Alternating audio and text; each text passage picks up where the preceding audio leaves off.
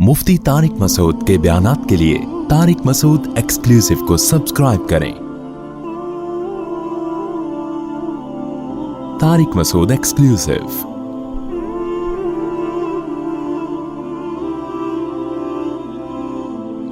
अल्लाह ताला ने मुहर्रम भी दिया हमें, सफ़र भी दिया हमें, रबीउल अव्वल भी दिया हमें पिछली कौमों के वाक़यात भी सुनाए, यहूद व नसारा के।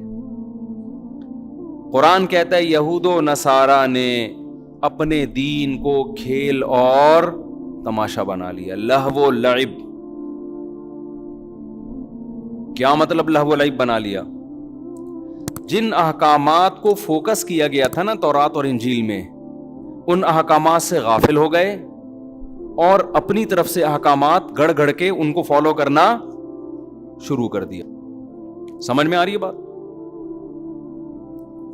यहां तक के उनमें भी फिर इख्तलाफात शुरू हुए। किसी ने कहा यह सही है, किसी ने कहा यह गलत है। इख्तलाफ होते होते होते होते हदीस में आता है 72 फिरकों में डिवाइड हो गए। वो कितने फिरकों में? 72। क्योंकि जब नई नई चीजें इजाद की है ना, तो नई चीजों की ब्रेकें क्या होती हैं? बोलो, फेल। मसलन आपने कहा रबीउल अव्वल में हम यूं भी करेंगे, नबी के नाम पे ये भी करेंगे, वो भी करेंगे। तो भाई जब आप दिन मना रहे हैं तो कुछ लोगों ने कहा फिर केक भी काटेंगे, प्रॉपर सालगिरह मनाएंगे। कुछ ने उसकी मुखालफत की, कुछ ने हिमायत की। मुखालफत करने वालों के पास भी कोई दलील नहीं है, इसलिए कि जिस बेस पे आप मुखालफत कर रहे हो कि ये सहाबा से साबित नहीं है, तो जो आप कर रहे हो वो कहां से साबित है?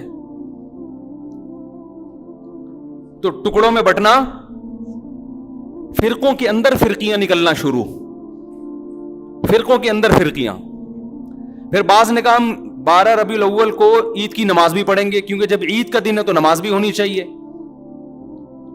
और हो रही है बास इलाकों में ईद की प्रॉपर नमाज। उस पे उन्हीं के उलमा ने एतराज किया कि भाई ईद की दो ईदों की नमाजें साबित हैं, 12 को नमाज साबित नहीं है। उस पे सवाल उठा कि जब आप दूसरे पे रद्द करते हो तो कहते हो ये साबित नहीं है, तो जो काम आप नहीं जो कर रहे हो, ईद के अलावा भी तो बहुत सारे काम कर रहे हैं 12 रबीउल अव्वल को, ये कहां से नबी से साबित है, सहाबा से साबित है? नहीं, यही बात मेरा ख्याल है। जब आदमी की बेस मजबूत नहीं होती ना, तो वो फिरकों में और तफरके में बंटता चला जाता है।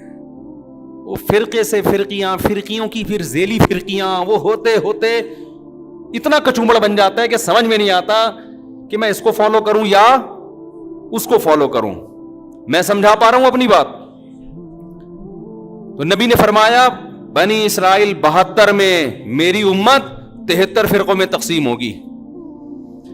ले भाई, अब आप तो हो गए ना कंफ्यूज, क्या ख्याल है? अरे वो 72 में डिवाइड हुए, हम कितनों में डिवाइड होंगे? 73।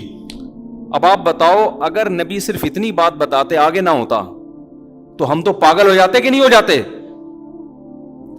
मुझे लग रहा है आप ना पागल होंगे ना अक्लमंद होंगे। पागल हो जाते हैं ना कि यार हम तो इतने कंफ्यूज हो जाएंगे। कौन सा, लोग मुझसे आके कहते हैं समझ में नहीं आता कौन सा मौलाना दुरुस्त है, ग्रीन चैनल सही है कि व्हाइट चैनल सही है कि ब्लैक चैनल सही है, काले कपड़े पहने के सफेद कपड़े पहने के, पीली चप्पल पहने के नीली चप्पल पहने, चप्पलों में, कुर्तों में, टोपियों में, बगैर टोपी वाले।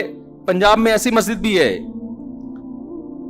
मैं पंजाब गया हुआ था तो मस्जिद में 2 जमातें हो रही थी, टोपी वालों की अलग और बगैर टोपी वालों की अलग। एक फिरका है वो कहता टोपी नहीं पहनो, वो कभी भी टोपी नहीं पहनते। एक टोपी वालों की अलग हो रही थी और बगैर टोपी वालों की अलग हो रही थी। तो फिरके दर फिरकियां, ये फिरकियां लफ्ज मैंने खुद निकाला है, फिरकी ये है नहीं अरबी में, लेकिन ये उर्दू में यही अच्छा लग रहा है। जैसे मौलाना होते हैं ना, हमारे सर में तो मौलाना का मतलब मौलाना, मौलवी का मतलब थोड़ा सा छोटा किस्म का। और एक हजरत ने एक लफ्ज निकाला था मौलवड़ी जो बिल्कुल जिसको कुछ भी ना आता हो लेकिन मौलाना बन के घूम रहा हो। तो कहते हैं ये जो मौलवड़ी है ना, ये फसाद पैदा करती हैं। ना ये मौलवी है ना ये मौलाना है, ये क्या है? छोटी छोटी मौलवड़ियां, इनको आता कुछ भी नहीं है लेकिन मौलाना बने हुए फतवे दे रहे होते हैं।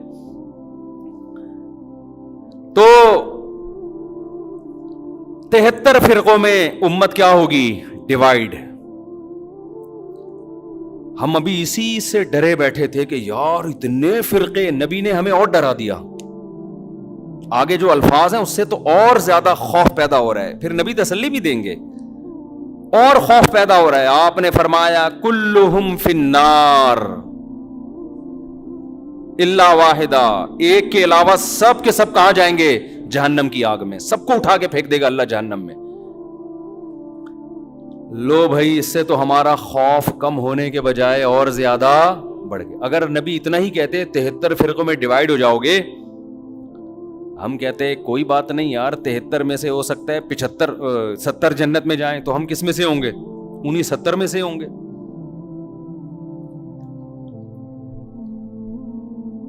یہ بہت اہم بیان کر رہا ہوں، اس کو کھوپڑی میں بٹھائیں کسی طریقے سے. کلہم فی النار، سب کے سب کہاں ہوں گے؟ جہنم میں. صرف ایک کیا ہوگا؟ وہ کہاں جائے گا؟ جنت میں. صحابہ علم پر حریص تھے، انہوں نے فوراً نبی سے پوچھ لیا کہ یا رسول اللہ وہ ایک جنتی کون سا ہے؟ اگر یہ نہ پوچھتے تو کتنا بیڑا غرق ہو جاتا ہمارا. نبی نے اس فرقے کا نام نہیں بتایا. یہ بھی ہمارے نبی نے ہم پر بہت بڑا احسان کیا، کیونکہ اگر نبی نام بتاتے تو سب لوگ وہی نام رکھ لیتے. ایک آدمی کہتا ہے جی یہ میری طرف سے مٹھائی لے جاؤ، وسیم نام کا آدمی ہوگا، صرف اسی کو دینا. اب مجمع میں ایک وسیم ہے، سلیم ہے، غفار ہے، ستار ہے، یعقوب ہے، یوسف ہے، سارے بیٹھے ہوئے ہیں. بھوک سب کو لگ رہی ہے، مٹھائی کھانے کا سب کا دل کر رہا ہے. شناختی کارڈ کسی کے پاس نہیں ہے.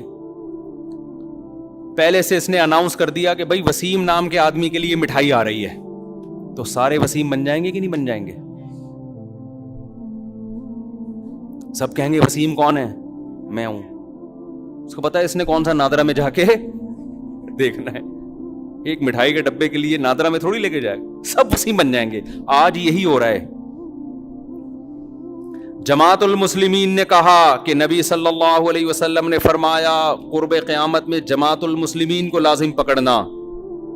1975 میں ایک جماعت بنائی گئی جس کا صدیوں تک کوئی وجود نہیں ملتا. اس کا ایک امیر خود ساختہ نام رجسٹر کروایا گورنمنٹ آف پاکستان سے جماعت المسلمین، اور وہ جتنی حدیثیں جماعت المسلمین کے بارے میں تھی وہ سارے مٹھائی کے ڈبے لینے کے لیے کھڑے ہو گئے کہ جی یہ ڈبے کس کے ہیں؟ یہ ہمارے ہیں. کیونکہ نبی نے کہا تھا جماعت المسلمین کو لازم پکڑنا. اور دیکھو یہ دیوبندی ہے، وہ حنفی ہے، وہ بریلوی ہے، وہ شیعہ ہے، وہ اہل حدیث ہے. اصل میں کس کا تذکرہ آتا ہے حدیث میں؟ جماعت المسلمین. او بھائی، نبی نے یہ نہیں کہا تھا 1975 میں کوئی جماعت جس کا نام جماعت المسلمین ہو اس کو لازم پکڑنا. نبی کا مطلب تھا مسلمانوں کی جماعت کے ساتھ چمٹے رہنا، الگ سے کوئی فرقہ نہیں بنانا. آپ نے اپنی جماعت کا نام مسلمانوں کی جماعت رکھ لیا. پاگل آدمی تو سینس لیس لوگ ہیں بالکل. تو 1975 سے پہلے مسلمان میں جو صحیح فرقہ تھا وہ تو اس کا تو کوئی جماعت المسلمین کا نام نہیں تھا. وہ کہاں جائے گا پھر؟ میں نے پشاور میں بیان کیا، میں نے ان لوگوں سے کہا دیکھو جو اسلام صدیوں پہلے پشاور میں آیا تھا نا وہی صحیح ہے. اب اگر کوئی تمہیں قرآن و حدیث کے نام پہ ورغلا رہا ہے کہ ہم صحیح اسلام لائے، ہم قرآن و حدیث، تو ان سے بولو 1200 سال پہلے کیا آیا تھا پشاور میں؟ فقہ حنفی آیا تھا نا. تو اب تھوڑی اسلام آ رہا ہے. ساری کتابوں میں لکھا ہے اسلام پشاور میں 1000 سال 1200 سال پہلے آیا. تو وہ کیا آیا تھا اور اب کیا آ رہا ہے؟ اس پہ ایک مولانا نے میرے خلاف بیان کیا کہ اہل حدیث تو امام احمد بن حنبل کے دور میں بھی تھے. مجھے اہل حدیث سے اتنا بڑا اختلاف نہیں ہے، میں ان کو اہل سنت والجماعت میں داخل سمجھتا ہوں چند اختلافات کے ساتھ. وہ میرے اختلافات ہیں، وہ علمی نوعیت کے اختلافات ہیں. باقی ان میں جو متشدد ہیں وہ گمراہ ہیں، جو معتدل ہیں ان پہ ہم وہ فتویٰ نہیں لگاتے جو ہم دوسروں پہ لگاتے ہیں. لیکن یہ دلیل محترم کی صحیح نہیں ہے، اس لیے کہ آپ جو امام احمد بن حنبل سے ثابت کر رہے ہیں کہ انہوں نے کہا اہل حدیث جنت میں جائیں گے، اس سے وہ فرقہ اہل حدیث مراد نہیں ہے. اس سے وہ لوگ مراد ہے جو حدیث کو فالو کرتے ہیں. تو ابو حنیفہ بھی حدیث کو فالو کرتے تھے، امام شافعی بھی فالو کرتے تھے، اب امام احمد بن حنبل بھی فالو کرتے تھے. اس کی سب سے بڑی دلیل یہ ہے کہ امام احمد بن حنبل کے فالوورز کو اہل حدیث نہیں کہا جاتا بلکہ حنبلی کہا جاتا ہے. حالانکہ وہ تو اہل حدیث ہیں، کیونکہ امام احمد بن حنبل خود اہل حدیث ہیں. تو ان کے فالوورز کو حنبلی کیوں کہہ رہے ہو پھر؟ میں سمجھا پا رہا ہوں اپنی بات؟ تو آج لفاظی ہے، الفاظوں سے کھیلا جا رہا ہے، الفاظوں سے، ناموں سے کیا جا رہا ہے، ناموں سے نہیں ہوتا. کہتے ہیں نا ملتے جلتے ناموں سے دھوکہ نہ کھائیں. چاول کی بوری پہ لکھا ہوا ہے، چینی کی بوری پہ لکھا ہوا ہے چاول. ایک آدمی نے دکان میں چینی کی بوری ہے، لکھا ہوا کیا ہے؟ چاول. اس نے بولا چینی ہے، لکھا ہوا چاول کیوں؟ کہہ رہے مکھیوں کو دھوکہ دینے کے لیے. مکھی دھوکے میں آئے گی؟ مکھی لیبل دیکھ کے کبھی بھی دھوکے میں نہیں آتی، وہ خوشبو دیکھ کے جاتی ہے. ہمارے نبی سے صحابہ نے پوچھا کہ اس فرقے کا نام بتائیں، آپ نے نام نہیں بتایا کیونکہ سب لیبل اچھا لگا کے دھوکہ دیتے. آپ نے اس فرقے میں جو خوشبو ہے اس کو بتایا کہ اس میں خوشبو کیا آ رہی ہوگی، اس میں جو علامتیں ہیں وہ کیا ہیں. جہاں اسمیل آ رہی ہو نبی اور صحابہ کی، اس اسمیل کی طرف چلے جانا. اور جہاں نبی کو لغت سے نکال دیا یا نبی کو تو رکھا ہوئے صحابہ کو نکال دیا، اس کے قریب اس کے لیبل اور نام کو دیکھ کر جانے کی کوشش نہ کرنا. آج ہمارا لوگ خون پی لیتے ہیں، کئی طلاقیں دے رہے ہیں، 3 طلاقیں. جس کو دیکھو سعودی عرب کے بن باز کا فتویٰ، صالح العثیمین کا فتویٰ، ان 2 مفتیوں کا فتویٰ کہ بھی سعودی عرب یہ کہہ رہا ہے کہ 3 طلاقیں ایک ہوتی ہیں. میں کہتا ہوں تم نے کلمہ سعودی عرب کا پڑھا ہے یا نبی اور صحابہ کا کلمہ پڑھا ہے؟ کوئی ایک صحابی دکھا دو جس نے 3 طلاق کو ایک کہا ہو، اور میں درجنوں دکھاؤں گا آپ کو. یار آپ لوگوں نے صحابہ سے بھی زیادہ سعودی عرب کے علماء کو بنا لیا ہے. یہ تو 15ویں صدی کے علماء ہیں. وہ کہتے ہیں وہ حدیث کوٹ کرتے ہیں، اس حدیث کا مطلب صحابہ نے کیا سمجھا؟ کسی ایک صحابی نے اس حدیث کا وہ مفہوم لیا جو سعودی علماء لے رہے ہیں. میں سعودی علماء کے خلاف نہیں ہوں، وہ ہم سے زیادہ بہتر ہوں گے، ہم سے تقویٰ میں، للہیت میں، علماء کا ادب ہمارے لیے ضروری ہے. مگر آپ نے جب تقلید کرنی ہے تو آپ سعودی علماء کی کرو گے یا صحابہ کی؟ صحابہ کی کرو گے. آپ فقہ حنفی کو نہیں مانتے، آپ شافی کو نہیں مانتے، صحابہ کو تو سب مانتے ہیں نا. کوئی ایک صحابی دکھا دو جس نے 3 طلاق کو ایک کہا ہو. حتیٰ کہ جو صحابی 3 کو ایک کہنے والی حدیث بیان کر رہے ہیں وہ بھی 3 کو کتنی کہتے ہیں؟ 3 کہتے ہیں. اس کا مطلب اس حدیث کا وہ مفہوم نہیں ہے جو بن باز مراد لے رہے ہیں. ایسے تماشے ہو رہے ہیں نا طلاقوں کے بعد. آج کل شوہر طلاقیں دیتا ہے، بیوی اپنی مرضی کا فتویٰ، بیوی کو رہنا ہے تو اہل حدیث سے فتویٰ لا رہی ہے، نہیں رہنا تو حنفیوں سے فتویٰ لے کے آ رہی ہے. قرآن نے جہاں طلاق کے مسائل بیان کیے وہاں اللہ نے کہا کہ اللہ کی آیات کو، اللہ کے احکام کو مذاق نہ بناؤ. اہل حدیث حضرات علماء کی انتہائی عزت کے ساتھ، لیکن میں یہ اپنا رونا میں ان کے سامنے روتا ہوں کہ آپ لوگوں کی وجہ سے طلاق کے احکام مذاق بن چکے ہیں. اس وقت آپ اس پہ دوبارہ سے تحقیق کریں. اس لیے ہم کہتے ہیں لوگوں کو مجتہدین کو فالو کرو، ان کا علم آج کے مولویوں سے زیادہ، وہ قرآن و حدیث کو آج کے لوگوں سے زیادہ بہتر سمجھتے تھے. ہم قرآن حدیث کے مقابلے میں ابو حنیفہ کو فالو نہیں کرتے، خوب سمجھ لو. ہمارا یہ رائے ہے، فتویٰ ہے، جو صحیح حدیث کے مقابلے میں ابو حنیفہ کو فالو کرے گا کافر ہو جائے گا. گمراہ تو دور کی بات ہے. بات یہ ہوتا ہے کہ حدیث کا ایک تشریح ابو حنیفہ کہتے ہیں، ایک تشریح آپ کی نظر میں ہوتی ہے. ہم اس تشریح کو ترجیح دیں گے جو ابو حنیفہ کی رائے ہوگی. آپ کی رائے پر ابو حنیفہ کی رائے کو ترجیح دے رہے ہیں، نبی کی رائے پر ابو حنیفہ کی رائے کو ترجیح نہیں دے رہے. خدا کی قسم لا الہ الا اللہ، جو قرآن و حدیث پر ابو حنیفہ کو ترجیح دے گا اللہ کی قسم کافر ہو جائے گا. وہ ہمارا موقف 2 اور 2 4 کی طرح ہے، لیکن بات یہ آپ کے کہنے سے نہیں ہم کریں گے. آپ کی ایک رائے ہے جو صحیح بھی ہو سکتی ہے، غلط بھی. ابو حنیفہ کی بھی ایک رائے ہے جو صحیح بھی ہو سکتی ہے، غلط بھی، لیکن اس میں غلطی کا امکان کم، آپ میں غلطی کا امکان زیادہ ہے.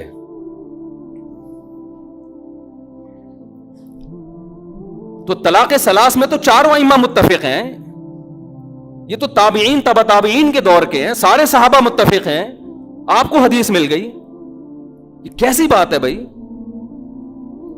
میں ایک اہل حدیث عالم کے پاس گیا، میں نے فتویٰ دیا تھا 3 طلاقیں واقع ہو گئی ہیں. وہ صاحب لے آئے اہل حدیث سے فتویٰ. میں نے ان سے کہا کہ آپ تقلید کرتے ہیں؟ انہوں نے کہا نہیں میں تحقیق کرتا ہوں. میں نے کہا چلو پھر میں اہل حدیث عالم کے پاس چلتا ہوں. اب تحقیق کی دنیا میں ہم دیکھتے ہیں کون صحیح ہے کون غلط ہے. آپ نے تو تحقیق کرنی ہے نا، تقلید تو کرنی نہیں ہے. لیکن یہ کر رہے تقلید ہی ہوتے ہیں، لیبل تحقیق کی، کیونکہ تحقیق پھر پوری ہوتی ہے، ادھوری نہیں ہوتی. میں انہیں اہل حدیث کے پاس گیا, بڑے احترام سے بیٹھا, میں نے کہا حضرت آپ نے فتویٰ دیا ہے, اس کی دلیل دیں. انہوں نے صحیح مسلم کی مشہور حدیث پیش کر دی, نبی کے دور میں 3 ایک سمجھی جاتی تھی, ابو بکر کے دور میں. میں نے کہا ایسے تو متع کے بارے میں بھی آتا ہے, نبی کے دور میں متع جائز سمجھا جاتا تھا, ابو بکر کے دور میں عمر نے پابندی لگائی, تو پھر متع بھی حلال ہے. کہہ رہے نہیں اس کے تو منسوخ ہونے کی دلیل ہے. تو میں نے کہا اس کے بھی منسوخ ہونے کی دلیل ہے, ادھوری حدیث نہ بتائیں, دوسری حدیث بھی بتائیں. پھر وہ کہنے لگے, میں نے کہا پھر خود اس حدیث کے جو راوی عبداللہ بن عباس ہیں وہ خود کہہ رہے ہیں کہ 3 طلاقیں ایک وقت کی 3 ہوتی ہیں. تو وہ جواب میں کہتے ہیں کہ ہم نے کلمہ عبداللہ بن عباس کا نہیں پڑھا, ہم نے کلمہ نبی کا پڑھا ہے. میں نے کہا ویل ڈن, حضرت مجھے یہ بتائیں کہ آپ نے نبی کا کلمہ پڑھا ہے, عبداللہ بن عباس نے کس کا کلمہ پڑھا تھا؟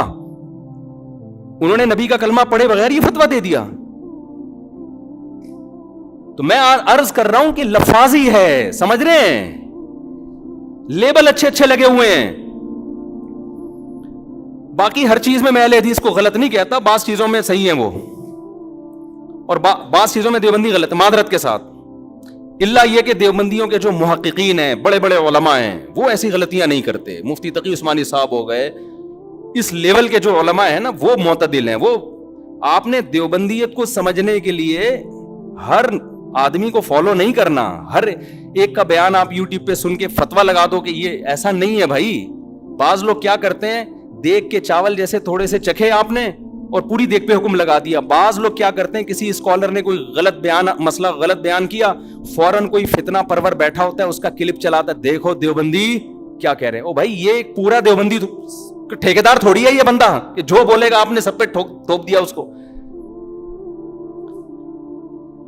میں تو آپ کو پھر بھی دیوبندی بریلوی کی بحث میں, یہ تو لوگوں نے مشہور کی ہوئی ہے, ہمیں تو ہم اللہ کی قسم اٹھا کے کہتے ہیں کہ اپنے نام کے ساتھ نہ دیوبندی لگاؤ نہ بریلوی. میرے نام کے ساتھ لگایا تھا, میں نے ہٹوایا ہے لوگوں سے.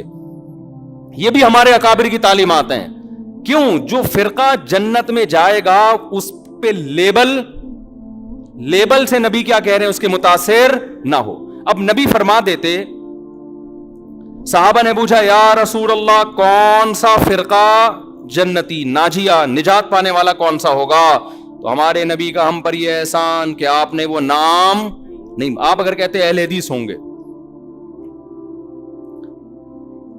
تو جمعے کی نماز میں ٹانگیں چوڑی کر کے پڑھاتا, میں زور سے آمین کہتا. ایسا ہی ہے نا.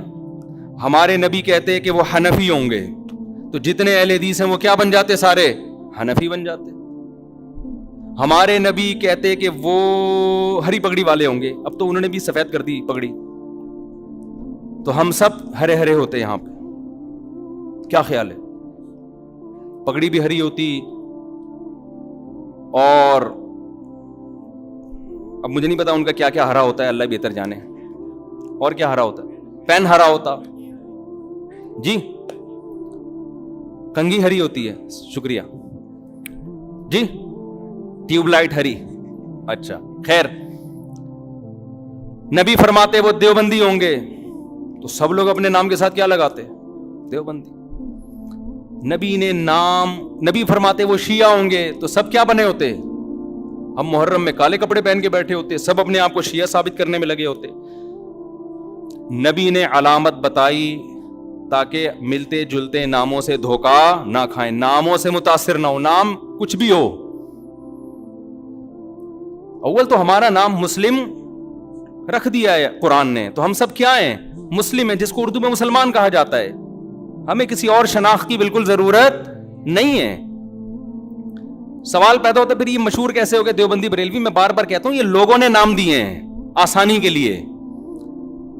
مثال کے یہ لوگ کیوں نام دیتے ہیں؟ آپ کہیں رشتہ لینے کے لیے جائیں, لڑکی والے آپ کا کانسیپٹ پوچھنا چاہتے ہیں کہ یہ میلاد شریف والا ہے, تیجے 40ویں والا ہے, ربیع الاول میں پروگرام والا ہے, یا یہ والا نہیں ہے.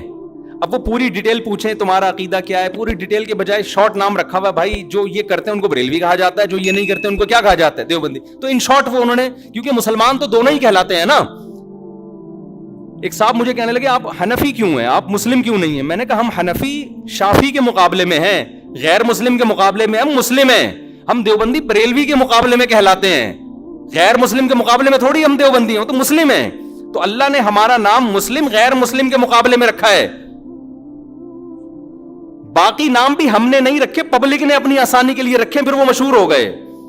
ورنہ نہ دیوبندیت میں کچھ ہے, نہ بریلویت میں کچھ ہے. اصل میں تو وہ علامت جو نبی بیان کر رہے ہیں, وہ علامت جس میں پائی جائے گی, خواہ وہ دیوبندیت کے نام سے ہو, اہل حدیث کے نام سے ہو, بریلوی کے نام سے ہو, شیعہ کے نام سے ہو, سنی, اس سے کوئی فرق نہیں پڑتا. نام تو وہی دینا چاہیے, مسلم. لیکن میں بتا رہا ہوں لوگ اپنی آسانی کے لیے نام دیتے ہیں. کس مکتبہ فکر سے آپ کا تعلق ہے, تاکہ ان شارٹ بات ہو جائے نا. تو نام نبی قرآن نے ہمیں مسلم دیا, اور علامت کیا بتائی؟ صحابہ نے پوچھا یا رسول اللہ کیا کون سا فرقہ؟ آپ نے فرمایا ما انا علیہ و اصحابی. کیا بلاغت ہے یار اس کلام میں, سارے فرقوں کا پول پٹیاں کھول دی. آپ نے یہ نہیں فرمایا جو قرآن کو فالو کرے گا, یہ نہیں فرمایا, کیونکہ ہر فرقہ نسبت کہاں کرتا ہے؟ کیونکہ قرآن تو سب کی بیس ہے نا, قرآن ہی سے نکل گئے. کیا خیال ہے بھائی؟ ایک فرقہ مسلمانوں میں آئے اور کہ میں تورات کو مانتا ہوں, قرآن کو نہیں مانتا ہوں. تو ہے ہی نہیں, تو کسی کھاتے میں ہے ہی نہیں, نکل یہاں سے. بیس تو قرآن ہے, اور قرآن کو ماننا بھی ضروری ہے, اس کو فالو کرنا بھی. لیکن فرقوں میں جب فرق کیا جا رہا ہے تو قرآن کا تذکرہ نہیں. ما انا علیہ, جس پر میرا عمل, میں چلوں, تو نبی جس پر چلے اس کو تو حدیث کہا جاتا ہے. اور یہ بھی نہیں فرمایا حدیث, کیونکہ حدیث قول, عام طور پر حدیث کا اطلاق قول پر ہوتا ہے. بخاری میں ایک روایت آ گئی, مسلم میں ایک روایت آ گئی, لوگ اس کو حدیث سمجھتے ہیں. نبی کا جو پراپر عمل رہا ہے, کس پر آپ صلی اللہ علیہ وسلم عمل کر کے گئے ہیں, اس کو آج کل کے لوگوں نے حدیث سے خارج کر دیا. مثال کے طور پر امام مالک حدیث لے کر آتے ہیں ہاتھ باندھ کے نماز پڑھنے کی, فتویٰ دیتے ہیں ہاتھ چھوڑ کے نماز پڑھی جائے. میں مسجد نبوی میں بیٹھا ہوا تھا, ایک صاحب تقریر کر رہے تھے اردو میں. سارے فتنے وہاں اردو اسپیکنگ جا کے پھیلاتے ہیں, عرب میں نہیں عام طور پر یہ تشدد. اس سے کسی نے پوچھا کہ ہاتھ چھوڑ کے نماز پڑھنا کیسا ہے؟ انہوں نے کہا بالکل ناجائز, بدعت. کیوں؟ حدیث میں آتا ہے ہاتھ باندھ کے نماز, ہم حدیث کو فالو کریں گے, امام مالک کو فالو نہیں کریں گے. اتنی سختی سے امام مالک پہ رد کیا. میں نے کہا اس جگہ امام مالک نے کئی سال بیٹھ کے درس دیا ہے, اس نے ان کی شخصیت کا بھی احترام نہیں کیا. عوام یہ میسج لے کے جا رہی ہے کہ قرآن و حدیث کا اس کو پتا ہے, امام مالک کو پتا نہیں تھا, حالانکہ وہ تو تبع تابعین میں سے ہیں. حدیث میں آتا ہے عنقریب ایک شخص پیدا ہونے والا ہے مدینہ میں, جس کی طرف پوری دنیا سے علم کے لیے لوگ آئیں گے. اکثر علماء اس طرف گئے, اس سے مراد امام مالک ہیں. اکثر علماء اس طرف گئے. اتنے بڑے عالم کا مذاق اڑا دیا آپ نے. آپ یوں کہہ سکتے تھے کہ حدیث میں آتا ہے کہ ہاتھ باندھ کے نماز. امام مالک نے دیکھا کہ مدینہ والے ہاتھ چھوڑ کے نماز پڑھ رہے ہیں. امام مالک نے اس سے دلیل پکڑی کہ انہوں نے صحابہ کو دیکھا ہوگا, اور صحابہ نے کس کو دیکھا؟ نبی کو. تو اگرچہ باندھنے کا تذکرہ ہے, لیکن نبی کا آخری عمل کیا تھا؟ ہاتھ چھوڑ کے. تو امام مالک کی رائے میں یہ دلیل ہے. وہ کہہ رہے ہیں کہ حدیث میں تو ہمیں باندھنے کا تذکرہ ملتا ہے, لیکن جو عمل مل رہا ہے ہمیں پریکٹیکلی, جو تواتر مل رہا ہے وہ چھوڑنے کا مل رہا ہے. تو عملی تواتر کو وہ زیادہ ویلیو دے رہے ہیں قولی حدیث سے, تو وہ بھی حدیث ہی پر عمل کر رہے ہیں. پھر آپ ایک رائے بیان کر دیتے کہ بھئی ان کی رائے بھی ٹھیک ہے, دلیل ان کی بھی بنتی ہے, لیکن ہم حدیث کے ظاہر کو دیکھتے ہیں, بھئی باندھنے کا تذکرہ ہے, تو ہم کہتے ہیں نبی نے جو چھوڑ کے نماز پڑھی ہوگی, ہو سکتا ہے وہ کسی عذر سے پڑھی ہو, یا ہو سکتا ہے کہ جی وہ آسانی کے لیے, یہ بتانے کے لیے کہ یہ بھی جائز ہے. تو ادب کا تقاضا یہ کہ باندھ لیے جائیں. لیکن اگر کوئی امام مالک کی رائے کو فالو کر رہا ہے تو ہم اس کو بھی برا نہیں کہیں گے. یہ انداز ہوتا تو میرا خیال ہے زیادہ اچھا ہوتا. لیکن آج کل کے اسکالرز جو قرآن حدیث کے ٹھیکیدار بنے ہوئے ہیں, ان کا یہ اسٹائل بولو نہیں ہے. ان کا یہ اسٹائل ہے کہ حدیث مجھے آتی ہے, باقی سارے جاہل ہیں.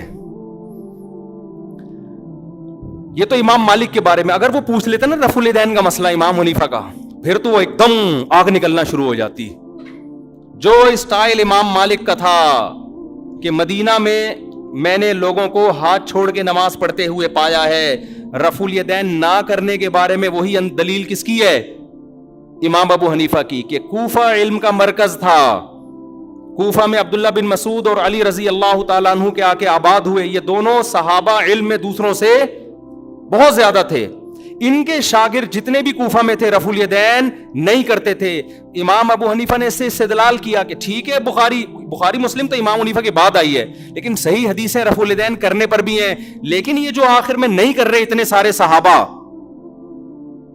تو یہ اس کی علامت ہے نبی نے آخر وقت میں ترک کر دیا تھا.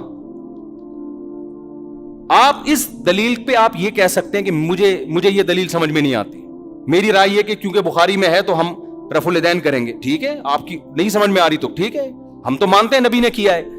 لیکن اگر ابو حنیفہ, اہل کوفہ اور صحابہ تابعین جو ان کے شاگرد تھے ان کے عمل سے استدلال کرتے ہوئے نہ کرنے کا فتویٰ دے رہے ہیں, آپ ان کی نماز کو بولو خلاف سنت ہے, اس کا مطلب آپ اپنی رائے کو دوسرے پر تھوپنا چاہتے ہیں. امام ترمذی جو امام بخاری کے شاگرد ہیں, جب رفع الیدین کرنے کا ذکر کیا نا انہوں نے, آپ ترمذی میں دیکھ سکتے ہیں عربی میں, تو اس میں کہتے ہیں وَبِهِ يَقُولُ بَعْضُ أَهْلِ الْعِلْمِ مِنْ أَصْحَابِ النَّبِي, رفع الیدین کرنا بعض اہل علم صحابہ کی رائے تھی. جب رفع الیدین نہ کرنے کا تذکرہ کیا ہے تو پھر لکھتے ہیں وَبِهِ يَقُولُ غَيْرُ وَاحِدٍ مِّنْ أَهْلِ الْعِلْمِ مِنْ أَصْحَابِ النَّبِي, یہی اہل علم صحابہ میں بہت سارے لوگوں کی رائے ہے. یہ کون کہہ رہے ہیں؟ امام بخاری کے شاگرد. حالانکہ وہ خود بھی رفع الیدین کے قائل تھے, لیکن دلیل میں صحابہ کی جب بات آ رہی ہے تو کیا کہہ رہے ہیں؟ تو میں آپ سے عرض کر رہا ہوں کہ ہر محدث, ہر مجتہد کا اپنا ایک اصول ہوتا ہے, اور اس کا بنیادی مقصد کس کو فالو کرنا ہے؟ نبی کو فالو کرنا. تو آپ صرف قولی حدیث لے رہے ہو, نبی کا عمل نہیں دیکھ رہے, یہ مسٹیک ہے. تو نبی نے پہلی علامت کیا بیان کی؟ ما انا علیہ, بولو نا, وہ اصحابی, جس پر میں ہوں, جو میرا عمل ہے جس پر. تو یہ نبی کا عمل تھا. اب اس عمل میں اختلاف ہو سکتا ہے, کوئی کہہ رہا ہے ہاتھ چھوڑ کے نماز کا عمل تھا, کوئی کہہ رہا ہے ہاتھ باندھ کے نماز کا عمل تھا, کوئی کہہ رہا ہے رفع الیدین کا عمل تھا, کوئی کہہ رہا ہے نہ کرنے کا عمل تھا, آخر عمل. ٹھیک ہے, یہ اختلاف شریعت میں ناپسندیدہ نہیں ہے. اس اختلاف کی بیس پہ فرقے نہیں بنتے, کوئی بنائے گا تو وہ جہنمی ہے. اور یہ اختلاف صحابہ میں بھی تھا, کیونکہ دونوں میں وہ علامت پائی جا رہی ہے ما انا علیہ. کامیاب فرقے کی علامت کیا ہے؟ جس پر نبی کا عمل. تو نبی کا عمل دونوں پر ہے نا, تو اس میں آپ دونوں میں سے کسی کو بھی غلط بولو نا یار. نہ ہاتھ باندھ کے نماز پڑھنے والے کو, نہ ہاتھ چھوڑ کے, نہ رفع الیدین کرنے والے کو, نہ کرنے والے کو, کیونکہ دونوں کے پاس دلیل ہے, دونوں مکتب فکر کی, اور دونوں کہاں سے ثابت کرتے ہیں؟ نبی سے. تو اس بیس پہ جتنا بھی اختلاف ہو, اس اختلاف سے جنت اور جہنم کا فتویٰ نہیں لگتا. سمجھ میں آ رہی ہے بات؟ اگلی بات, نبی یہاں کہہ کے رکے نہیں صرف ما انا علیہ. اگر آپ رک جاتے تو ہم صحابہ کو بیچ سے نکال دیتے. ہم کہتے ہیں حدیث میں کیا آ رہا ہے, بس. نبی نے فرمایا وَأَصْحَابِي. کیوں؟ اب دیکھو ترتیب کیا ہے. آپ نے قرآن کا ذکر کیوں نہیں کیا؟ کیونکہ قرآن کی لوگ ایسی تشریح کریں گے جو نبی کی تشریح کے خلاف. جیسے غامدی صاحب, اللہ ان کی عمر میں برکت دے, بہت ساری تشریحات ایسی کرتے ہیں قرآن کی جو حدیثوں کے خلاف جا رہی ہیں. نبی نے شادی شدہ زانی مرد کو رجم کیا ہے, ساری دنیا جانتی ہے, متواتر روایات ہیں. وہ قرآن کی آیت کی تشریح کرتے ہیں کہ زانی مرد اور عورت کو 100 کوڑے مارو. تشریح ایسی کر رہے ہیں جس میں شادی شدہ کو بھی شامل کر رہے ہیں, حالانکہ یہ کنواروں کے بارے میں نازل ہوئی ہے. حدیث سے پتہ چلتا ہے, متواتر حدیث سے. تو نبی نے کیا فرمایا؟ قرآن کا تذکرہ کیوں نہیں ڈائریکٹ اپنے عمل کو پیش کیا, تاکہ لوگ قرآن کی وہ تشریح نہ کریں جو میرے عمل کے, صرف میری حدیث نہیں, میرے عمل کے بھی خلاف ہو. اور عمل بھی نبی کا اصل میں حدیثی کہلاتا ہے. 2 قسمیں, قولی اور ایک فعلی. آپ نے ایک عمل کیا, صحابہ نے سینہ بسینہ اس عمل کو نقل کیا, یہ بھی حدیث ہے, چاہے بخاری میں نہ بھی ہو, چاہے مسلم میں نہ بھی ہو. دوسرا, آپ نے ان لوگوں پہ رد کرنے کے لیے جو حدیث کی تشریح اخپل طریقے سے کریں اور اس میں صحابہ کو بیچ سے نکال دیں, ان کو نکالنے کے لیے آپ نے کیا فرمایا؟ میرا اور میرے اصحاب کا عمل. سمجھ میں آ رہی ہے بات؟ میرے اور میرے اصحاب کا عمل. کیا مطلب؟ ایسے فرقے آئیں گے جو قرآن کی تشریح اخپل طریقے سے کریں گے, حدیث کو بیچ سے نکال دیں گے, یہ بھی جہنمی. چاہے وہ اپنے آپ کو صبح و شام اہل قرآن کہتے ہوں. لیبل جو منکرین حدیث ہیں ان کا پتہ ہے اپنے فرقے کا نام کیا رکھا ہے؟ اہل قرآن. اور جب آپ ان کے سامنے بیٹھو گے قرآن کے فضائل بیان کرنا شروع کر دیں گے, بار بار قرآن کیا کہتے ہیں, اللہ کا کلام. مقصد قرآن کی فضیلت نہیں ہوگی, مقصد حدیث کا انکار ہوگا. سمجھتے ہو گے نہیں سمجھتے؟ لوگ متاثر ہوتے ہیں, یار یہ ماشاءاللہ اللہ کے کلام کو کتنا فوکس کرتے ہیں, ماشاءاللہ ماشاءاللہ کتنا ان کے دل میں اللہ کے کلام کا جلال ہے. بھائی یہ جو آپ کے سامنے صبح و شام قرآن کے فضائل بیان کر رہا ہے, اس کا مقصد حدیث کی نفی ہے. ایک آدمی قرضہ مانگنے کے لیے آیا اور آپ سے کہہ رہے سفارش کر دیں کہ وسیم بھائی مجھے قرضہ دے دیں. دوسرا بھی آ گیا قرضہ مانگنے کے لیے, آپ چاہ رہے ہو اس کو نہ ملے اس کو مل جائے, آپ کو پتا ہے یہ سیٹ ایک ہی آدمی کو دے گا. اب آپ نے دوسرے کی بے پناہ تعریفیں شروع کر دی, تو یہ تعریفوں میں ضمناً دوسرے کی کیا ہے؟ برائی ہے. یہ بندہ ٹھیک نہیں ہے, اس کو نہیں دو, ٹھیک ہے نا. لیکن نام پرویزی فرقے نے اپنا نام کیا رکھا ہوا ہے؟ اہل قرآن. اہل قرآن. تو اسی طرح جب حدیث نبی نے ہمیں پہلے بتا دیا, کچھ لوگ ایسے آئیں گے جو حدیث کی تشریح ایسی کریں گے جو صحابہ کی سمجھ میں نہیں آئی. نام کچھ بھی رکھ سکتے ہو آپ, اہل حدیث رکھ سکتے ہو آپ, اہل قرآن رکھ سکتے ہو آپ, دیوبندی رکھ سکتے ہو آپ, محمدی رکھ سکتے ہو, کچھ بھی رکھ سکتے ہو. عمل دیکھا جائے گا پریکٹیکلی ہو کیا رہا ہے. بھئی صحابہ کیوں نہیں, صحابہ کا فتویٰ یہ کیوں نہیں ہے؟ اور ان صحابہ میں بھی آپ نے سب سے زیادہ ہائی لائٹ کیا خلفائے راشدین کو. علیکم بسنتی وسنت الخلفاء الراشدین المہدیین, میری اور خلفائے راشدین کی سنت کو لازم پکڑو. میں دعوے سے کہتا ہوں خلفائے راشدین کے دور میں کوئی ایک مسجد دکھا دو جس میں رمضان میں 8 رکعت تراویح ہوتی ہو, کوئی ضعیف سند دکھا دو میرے بھائی. آپ بخاری مسلم کی حدیث ہے جو 8 رکعت والی, اس کی تشریح ایسی کر رہے ہیں جو صحابہ میں کسی کی سمجھ میں بولو نہیں آئی. اس کا مطلب آپ کی تشریح غلط ہے. بعض لوگ کہتے ہیں حضرت عمر سے ایک ضعیف روایت پیش کرتے ہیں کہ اس میں 8 کا تذکرہ ملتا ہے, وہ ضعیف روایت ہے. مان لو تو صحابہ کو نبی نے حکم دیا عمر کو فالو کرو نا, تو اگر حضرت عمر نے 8 پڑھوائی تھی تو پھر پوری دنیا میں ہمیں 8 ملتی کیوں نہیں ہے؟ کوفہ میں, بصرہ میں, دمشق میں, مصر میں 8 سے زیادہ کیوں ملتی ہیں ہمیں؟ آج لوگ کہتے ہیں مکہ مدینہ میں 8 ہو رہی ہیں. بھئی آج کا مکہ مدینہ لوگے یا 1200 سال 1300 سال پہلے کا مکہ مدینہ لوگے؟ آج لوگ کہتے ہیں سعودی عرب میں 3 کو 1 کہتے ہیں. او بھائی سعودی عرب میں آج کہتے ہیں نا, 1400 سال سے سعودی عرب میں 3 کو 3 ہی کہتے تھے. تو 1400 سال سے جو اسلام تھا وہ والا صحیح تھا یا آج جو اسلام ہے وہ والا صحیح ہے؟ کھوپڑی کام نہیں کر رہی لوگوں کی, یعنی عجیب. ایک صاحب مجھے کہنے لگے آپ لوگ پتہ نہیں کیا باتیں کرتے ہو, وہاں تو مصر میں بھی 3 طلاق کا 1 ہو گئی ہے, سوڈان میں بھی 3 1 ہو گئی ہیں, اور پاکستان میں بھی ہو رہی ہیں قانونی. اور میں نے کہا یہ اب ہو رہی ہیں, اسلام آج آئے 1400 سال پہلے آیا تھا. اب ہونا اس کی علامت ہے کہ اب تک نہیں تھا, اب تک 3 ہی تھیں. لوگ کہتے ہیں پوری دنیا میں 8 تراویح ہو رہی ہے, آپ لوگ کو پتہ نہیں کیا 20 پڑھ رہے ہو. کب سے شروع ہوئی ہیں 8؟ آپ 100-150 سال پہلے تاریخ کی کتابیں اٹھا کے دیکھو, پوری دنیا میں 20 سے کم کہیں بھی 1 رکعت بھی نہیں ہوتی تھی. تو بعد میں چینج ہوئی ہے. اب جو چینجنگ ہو رہی ہے وہ قابل قبول نہیں ہے. اب تو چینج, اب تھوڑی لوگ. عبداللہ بن مسعود کا مشہور قول ہے من کان منکم مستنن فلیستن بمن قد مات. جو تم میں فالو کرنا چاہتا ہے پہلوں کو فالو کرے, اس لیے کہ زندہ لوگوں کے بارے میں یہ خوف ہے کہ وہ فتنے سے محفوظ نہیں ہے. زندہ لوگ بک بھی جاتے ہیں, ان کے اپنے مفاد بھی ہوتے ہیں, سیاسی مفاد بھی ہوتے ہیں, حکومتی دباؤ بھی ہوتا ہے. اب حرمین میں کہہ رہے ہیں 10 رکعت تراویح ہو گئی. بھائی کیا پتا بادشاہ نے ایک آرڈر دیا ہو کہ 10 ہوں گی. ہمارے ایک دوست وہاں فجر کی نماز کا ٹائم داخل, اقامت ہو رہی, بیٹھے ہوئے ہیں. میں نے کہا بھائی نماز کھڑی ہو رہی ہے, مسجد نبی پڑھو. کہہ رہے پتہ نہیں کہ ایسا نہ عمر ملک ہو, بادشاہ کا حکم ہو وقت سے پہلے پڑھنے کا, تو میں پہلے اپلیکیشن میں دیکھ لوں ٹائم داخل بھی ہوا کہ نہیں ہوا. خیر وہ تو تھوڑا انہوں نے غلو کر دیا, لیکن وہ ڈر گئے تھے نا یار کہ ایسا نہ ہو کہ بادشاہ سلامت میں کچھ بھی گم دے دیا ہو. ایسا ہوتا نہیں ہے کہ بادشاہ سلامت ٹائم سے پہلے نماز پڑھنے کا آرڈر دے دے. لیکن آپ کیسے یہ کہہ سکتے ہو کہ یہ عرب علماء کا فتویٰ ہے؟ اگر چند کا ہے بھی تو ہمارے لیے ان کے احترام کے باوجود وہ فتویٰ حجت نہیں ہے.